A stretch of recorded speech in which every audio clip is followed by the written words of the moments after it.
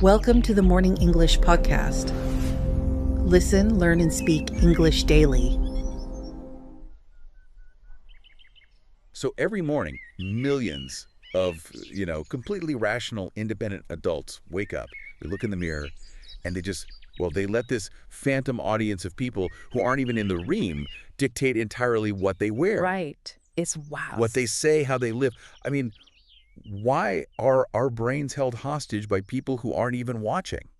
That is the big question. It really is. Like, you wake up, the sun's shining, you feel pretty good about the day ahead, and you walk over to your closet. Yeah. You reach for an outfit. Maybe it's a bit bright, a bit bold, something that genuinely makes you smile. And you hold it up to the mirror. I think everyone knows exactly where this is going. Well, for sure. Because then, almost like clockwork, this invisible hand just grips your shoulder. You stare at your reflection, and the thought creeps in, what will people say? Just instantly. Instantly. And just like that, the joy evaporates. You put the outfit back. You reach for something neutral, something invisible. Exactly. Safe. Not because the bright outfit looks bad, but because of this paralyzing, honestly exhausting fear of judgment.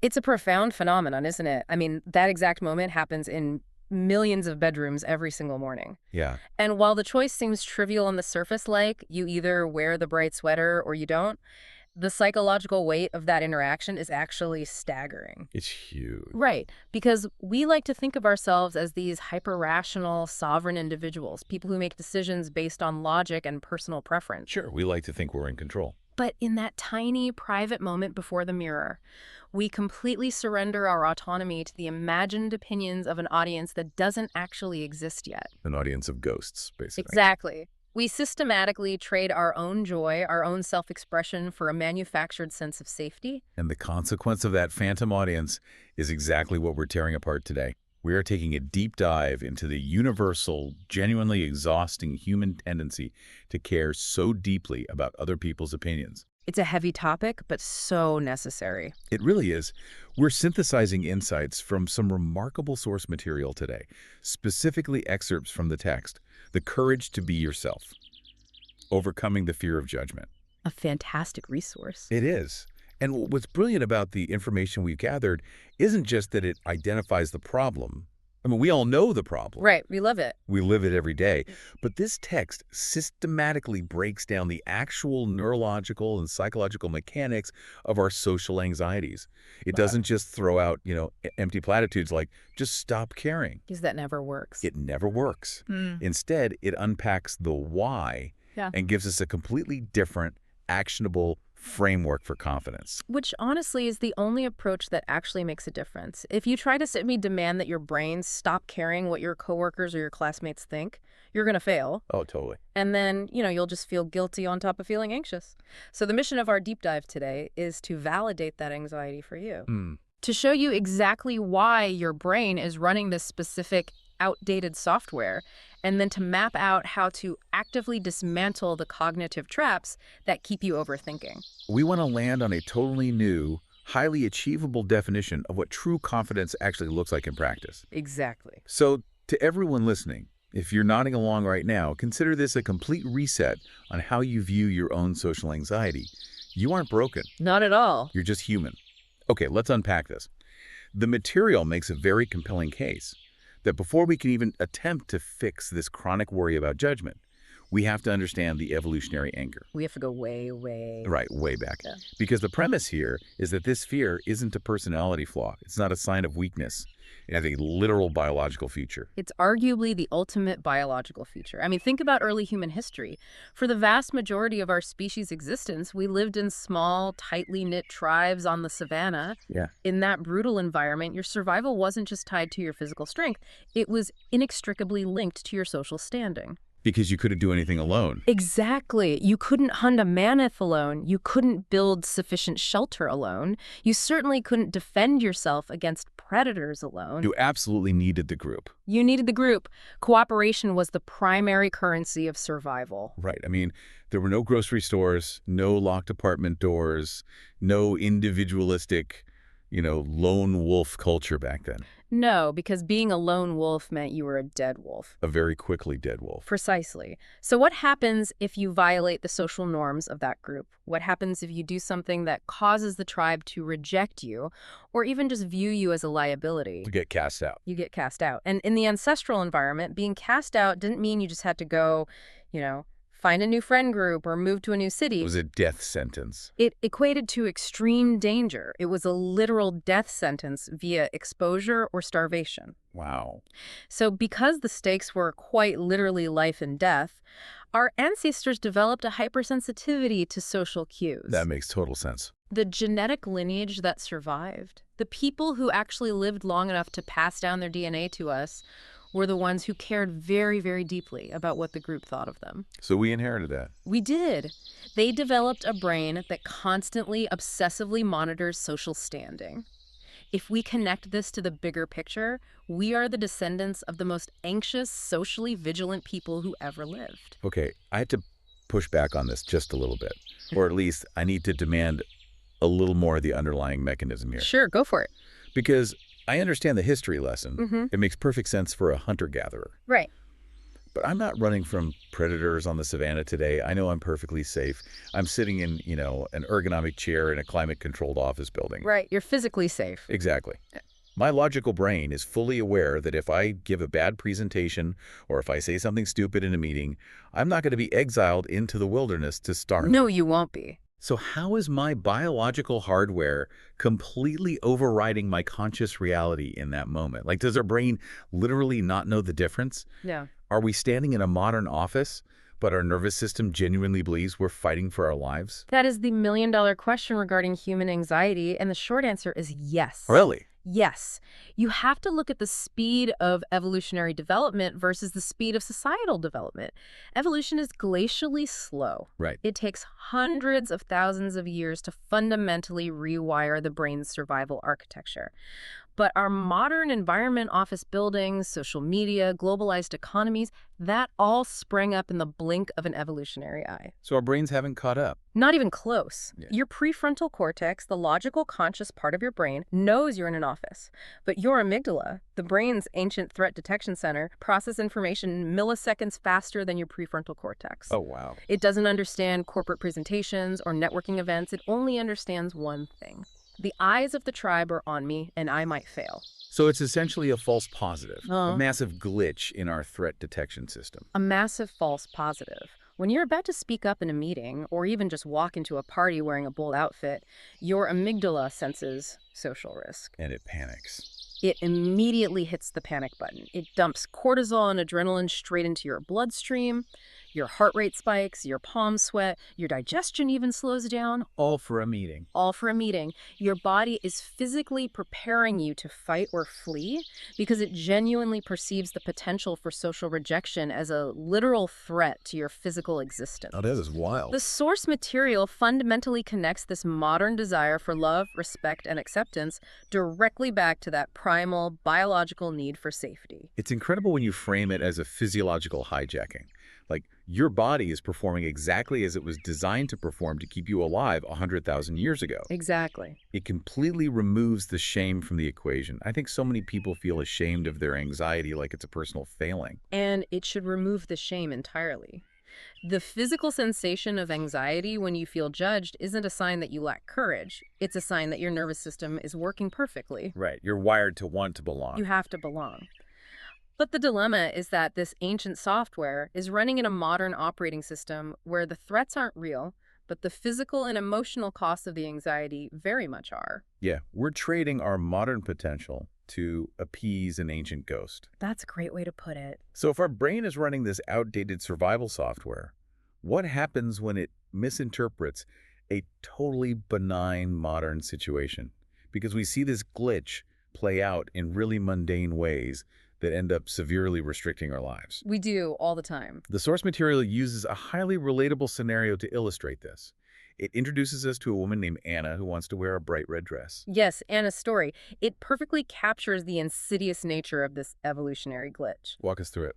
So Anna owns this red dress. She loves it. When she puts it on in her room, she feels genuine happiness and a real sense of self-expression. She feels great. She feels great. But the moment she considers actually leaving the house in it, the ancient alarm bells start ringing. The thought immediately surfaces. What will my friends say? Will it be too much? Will I stand out too much? The ultimate tribal fear, right?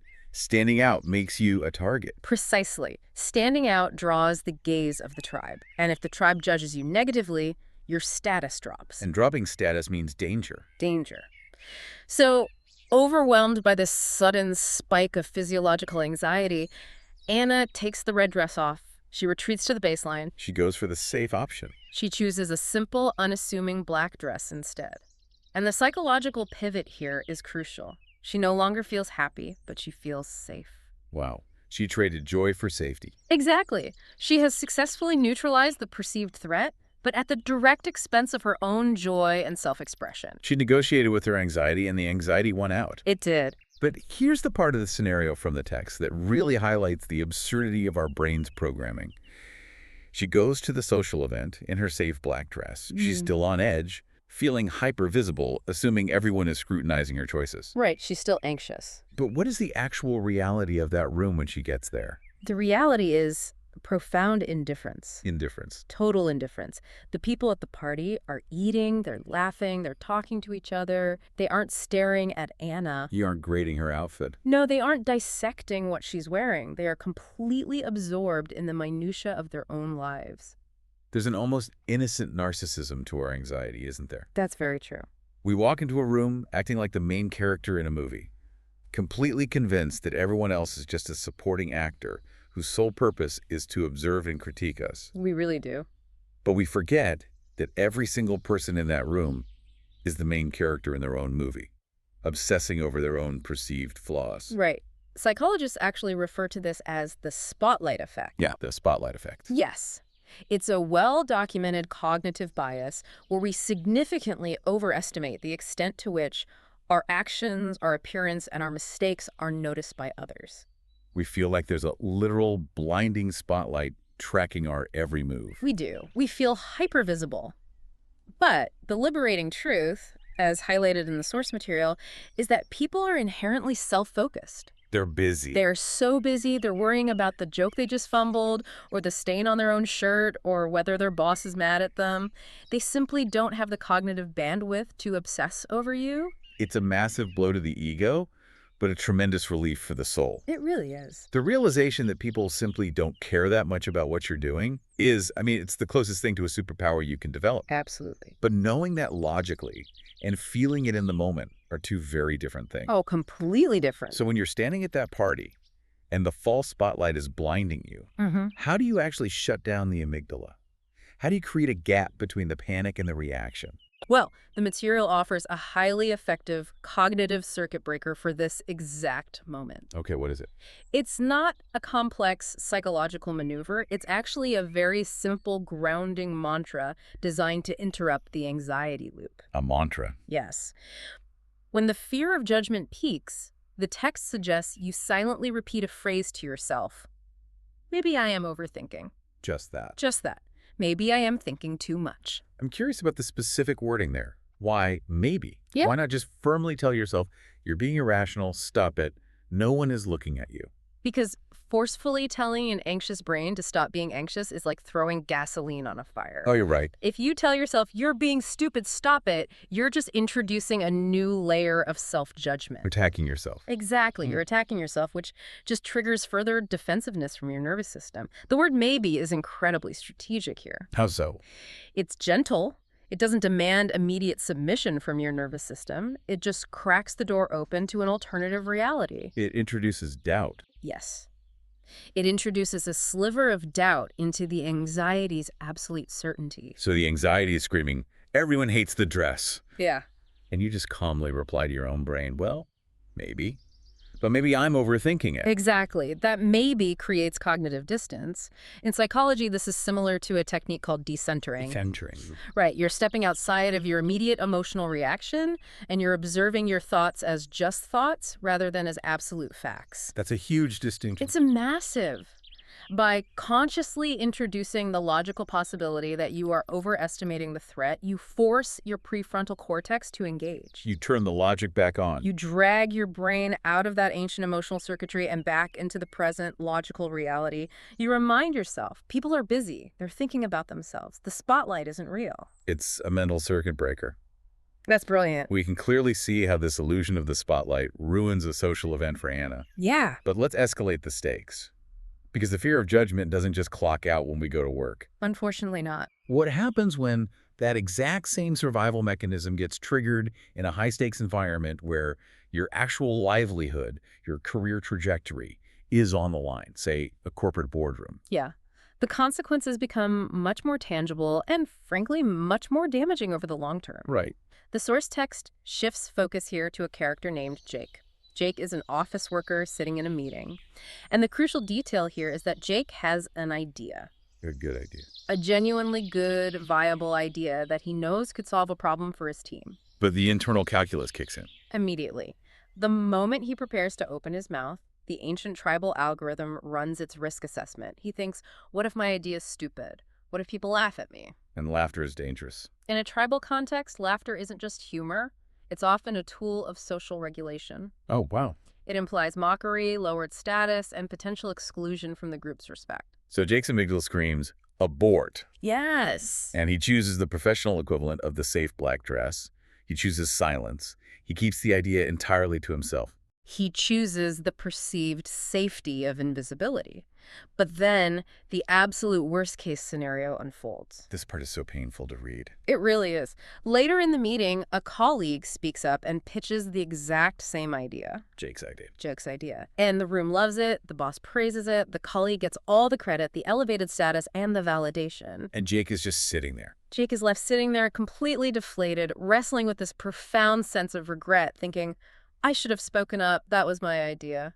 Here's where it gets really interesting, because I want to dig into the psychology of risk aversion here. There's a fascinating, almost tragic paradox at play. What's the paradox? Well, Jake stayed quiet because his brain told him that speaking up was a risk to his status, right? Correct. But isn't staying quiet actually the only guaranteed way to diminish your status? By withholding his value to protect his standing in the office tribe, hasn't Jake made himself entirely invisible and therefore entirely expendable? That is a brilliant dissection of the paradox, yes. Yeah. We suffer from a severe cognitive distortion regarding risk. We get it backward. We completely get it backward. We view action like speaking up or sharing an idea as carrying all the risk. We view inaction, staying silent, as the safe baseline. But it's not safe. Not at all. The text deeply highlights the immense cost of that silence. When we stop ourselves out of fear, we erode our self-trust. Jake didn't just lose out on praise today. He reinforced a neural pathway that literally tells him his voice isn't safe to share. It's the tragedy of the unshared idea. Yeah. And the emotional toll of that is heavy. It builds up over time. It's not just a missed opportunity. It's an active erosion of self-worth. You sit there and watch someone else succeed with your intellectual property simply because they had the audacity to open their mouth. Exactly. And it begs a really massive question. Which is? How many brilliant, innovative solutions to complex problems are currently dying in silence in meeting rooms around the world simply because the person holding the answer is terrified of a hypothetical chuckle? Oh, man. That is a heavy thought. It's the reality of workplace anxiety. So how do we rescue Jake? How do we build a bridge from that paralyzed silence to actually contributing, especially when the biological fear is running hot? Right, because you can't just tell him to be brave. Exactly. The source material offers what I would call entry-level phrasing to help lower the barrier. Yes, the material provides very specific, practical linguistic tools. It recognizes that telling Jake to suddenly become the most dominant, assertive voice in the room is totally unrealistic. That's way too big of a leap. It's too big of a leap for his nervous system. It would trigger a massive panic response. Instead, it suggests simple, low-stakes phrases to initiate a contribution. What kind of phrases? Things like, I have an idea, or can I share something, or simply, this is my thought. I have a question about those specific phrases. Why are they so effective? To a lot of, high-powered corporate types, they might sound a bit weak or overly deferential. Why not just jump in and say, here is the solution we need to implement? Because here's the solution we need to implement is an absolute statement. It's a massive flex of authority. Right. And if you're already terrified of judgment, making an absolute statement feels like painting a giant neon target on your own back. Because if you're wrong... If you're wrong, the fall from that authoritative height is steep and public. The phrases the text suggests, like, can I share something, or this is my thought, are strategic because they're fundamentally subjective. Oh, I see. They lower the stakes for the amygdala. Precisely. You aren't claiming absolute objective truth. You are merely offering a subjective perspective. Asking, can I share something, serves two critical purposes. What's the first? First, it's polite, which lubricates the social gears of the tribe. People like to be asked. And the second? Second, and most importantly for the speaker, it buys your brain a 2-second pause to regulate itself before delivering the actual idea. It's a buffer. Exactly. And stating, this is my thought, frames the contribution in a way that is incredibly difficult to attack. Because it's just your thought. Right. Someone can disagree with your conclusion, but they can't tell you that you aren't having that thought. That's so true. It dips your toe into the water of the group's attention, allowing your nervous system to realize that you aren't being immediately attacked before you have to dive into the deep end of the actual concept. It's psychological framing designed to trick your own fear response. You are literally managing your biology through language. You're hacking your own system. But I want to take this concept of the tribe and scale it up. Because if a localized conference room with 10 coworkers triggers this much biological panic, what happens when we digitize the tribe? Oh, social media. Yes, social media. What happens when we put the tribe on a screen, place it in our pockets, and amplify the potential audience from 10 people to 10,000 strangers? We enter a completely different realm. Social media is arguably the most potent trigger for evolutionary anxiety we have ever invented. It really is. The text specifically targets social media as an environment that is entirely architected around the mechanics of social approval and judgment. We've replaced the nuanced social cues of a physical village with quantified algorithmic metrics. Likes, comments, views, follower counts. Exactly. It's the ultimate judgment machine. And the dynamic the text points out is so destructive to our mental health. I was explaining. We scroll through our feeds, we see perfect photos, exotic vacations, flawless relationships, and the inevitable comparison trap snaps shut. We look at our own mundane reality and think, my life isn't like this, I'm failing. Social comparison theory in overdrive. Yes, social comparison theory is well established in psychology, but social media just turbocharges it. The core issue, as highlighted in the source material, is that the data we are comparing ourselves to is heavily corrupted. Corrupted data. Yes. Social media is not an accurate reflection of human existence. It is a highly curated, heavily filtered highlight reel. People broadcast their triumphs and digitally erase their failures. It's so true. We are basically comparing our messy, chaotic, behind-the-scenes blooper reel to everyone else's million-dollar post-production movie trailer. That's a perfect analogy. But if we logically know that, like we all know about filters, we know people stage photos, why does it still hurt? Why can't we just log off or ignore it and feel fine? Because of how our ancient brain interprets visual social data. Remember, your ancient brain relies on observation to determine the baseline for belonging. Right. It looks around the tribe to see what's normal. Exactly. So when it constantly observes a digital tribe where everyone appears perpetually flawless, successful, and ecstatic, it adopts that artificial perfection as the new baseline for normalcy. Oh, wow. It thinks that's the standard. It thinks this is what the tribe requires for membership. So our negativity bias kicks in. We spot the gap between their artificial perfection and our real flaws, and our brain interprets that gap as an impending social exile. Exactly. The fear goes into absolute overdrive. And what's fascinating here is how the text connects this massive digital pressure back to our real-world interactions. How so? Particularly when we encounter friction or disagreement within our physical tribe. It uses Jake, again, returning to the office, to demonstrate the critical importance of diplomacy in a hypersensitive world. Right, because managing your own fear of judgment is only half the battle. You also have to navigate the fact that everyone else is carrying around their own hypersensitive amygdala. Everyone is terrified. So what happens when Jake needs to disagree with a colleague's idea? Well, if Jake takes a blunt, zero-sum approach and says, My idea is best. Your idea is wrong. The text notes that this sounds rude and will likely cause people to completely reject his input. Well, obviously, if someone explicitly tells you you're wrong in front of your peers, your immediate biological response isn't intellectual curiosity. No, not at all. It's profound defensiveness. And that defensiveness is rooted in the exact same tribal mechanics we've been discussing all day. Just as we have an ancient fear of being rejected, we have an aggressive defensive instinct when our status is threatened. We fight back. We do.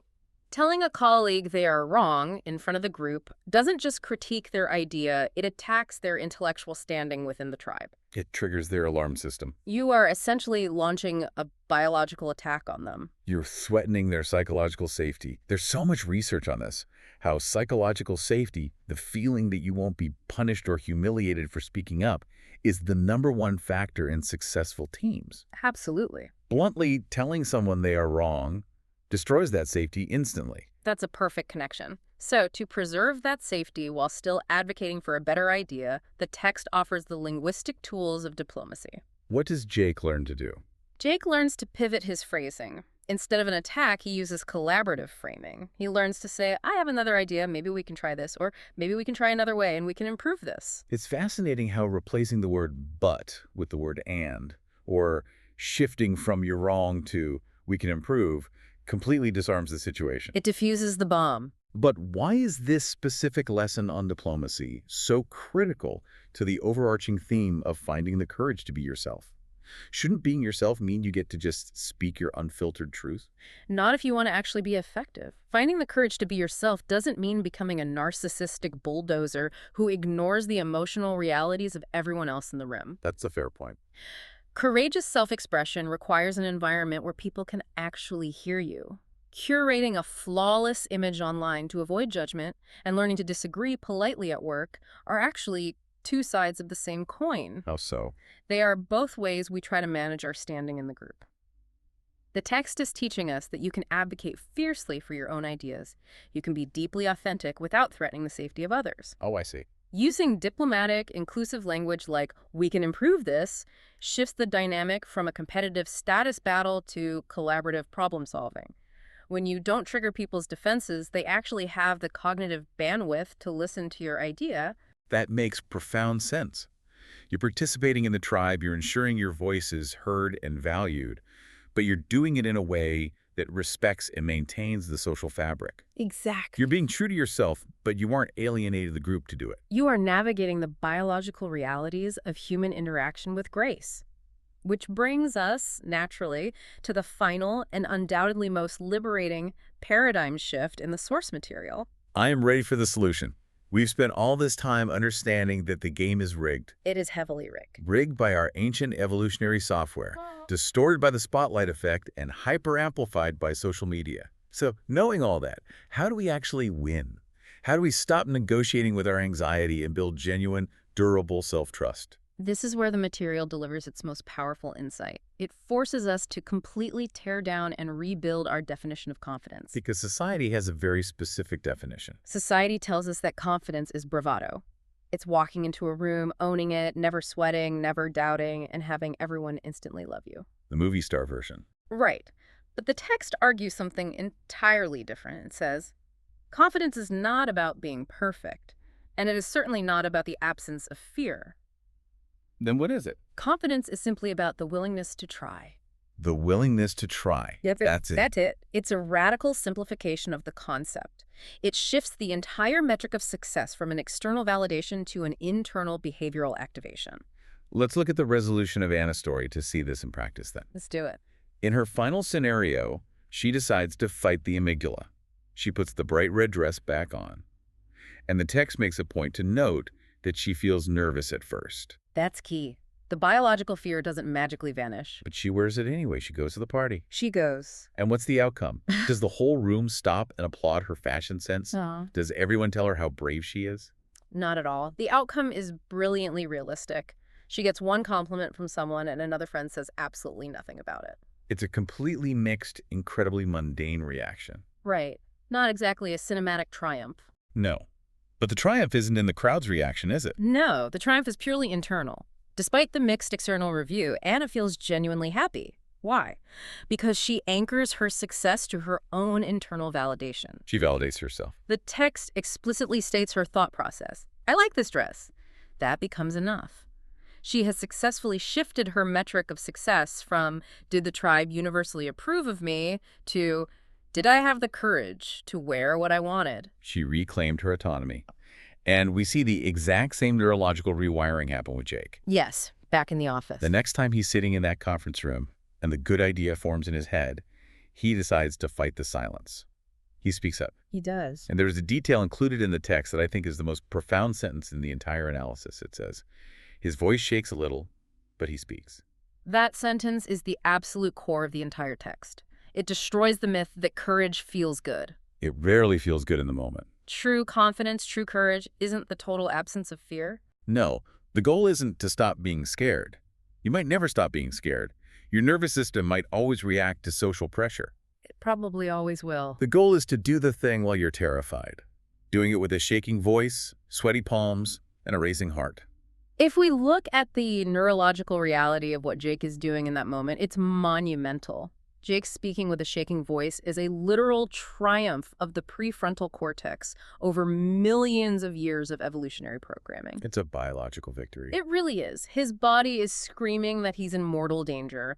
His vocal cords are tight with anxiety, but his conscious, logical mind has decided that his idea, his contribution, is worth enduring the physical discomfort of the fear. He is practicing exposure therapy in real time. And the more you do that, the more you rewire those neural pathways. Because you survive. Exactly. Every time you speak with a shaking voice and don't die, your brain slowly learns that the social threat is a false alarm. But the immediate payoff for Jake is emotional. How does the meeting react? The text notes that some people in the meeting like the idea, and some do not. Again, a mixed external result. But Jake feels proud. Why? Because he tried. Trying is success. Speaking is success.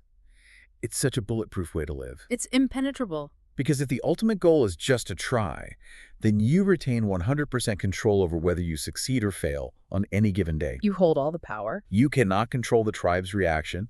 You can't control if they laugh or ignore you or disagree, but you completely control whether or not you open your mouth. And that internal locus of control is where true psychological safety lies.